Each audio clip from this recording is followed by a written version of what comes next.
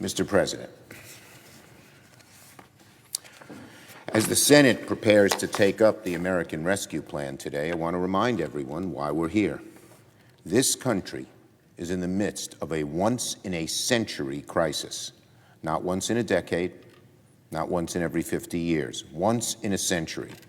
It's a crisis that is still very much with us, and it is deadly, deadly serious. It has claimed more than 515,000 precious lives across every part of the nation. For the better part of the calendar year, businesses have had to close their doors. Entire industries teetered on the brink of collapse. The economy has lost 10 million jobs since this time last year. Millions of Americans are thousands of dollars behind on the rent and on the utilities. Folks are facing eviction. American families have had their water shut off, their heat shut off in the depth of winter, and the power cut during their kids' first days of virtual kindergarten. Even as the vaccine is quickly making its way into Americans' arms now that President Biden has taken the helm, tens of thousands of Americans continue to get sick every week, and we are racing against the clock to defeat the pandemic and to save American lives. Now, Congress has come together on several occasions to pass emergency relief in this time of extraordinary crisis. In each case, we saw our economy recover briefly before worrying trends took hold again, showing the depth of the economic crisis. It's not going to be quick and easy to get out of. After the CARES bill passed, our economy stabilized before dipping deeply again in the summer. After we passed another emergency bill in December, the January numbers looked positive before once again slipping in recent weeks. Trusted economists, Treasury Secretary Yellen, Federal Chair Powell, both cautious, careful people, are telling us plain as day that the economy is not yet ready to stand on its own, that our recovery is deeply uncertain, that the risk of doing little is far greater than doing too much.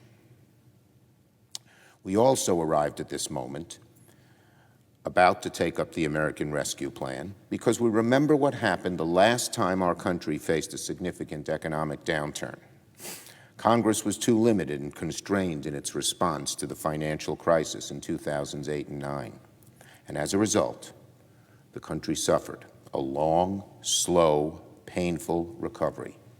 A lost decade for many American families, creating anger, pessimism, a sourness in the land that discombobulated our politics. We are not going to make those same mistakes again. We are not going to condemn millions of working Americans to another lost decade of tepid recovery. We are not going to abdicate our responsibility to help the American people just because we've started to see the first hint that things aren't as bad as during the very worst days of the pandemic. Our mission is to crush the virus now, get our country back to normal, lay the foundation for our economy to come roaring back, roaring back.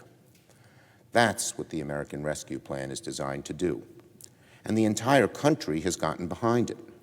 Hundreds of the nation's top business leaders support the plan. More than 400 mayors and local leaders from both parties, Democrat and Republican, support the plan.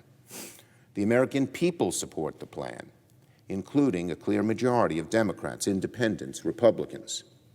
It seems the only group that opposes the bill are Republicans here in Washington.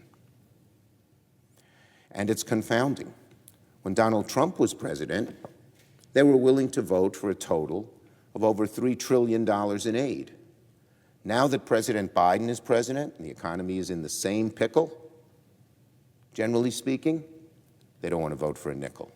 I wonder why. I wonder why.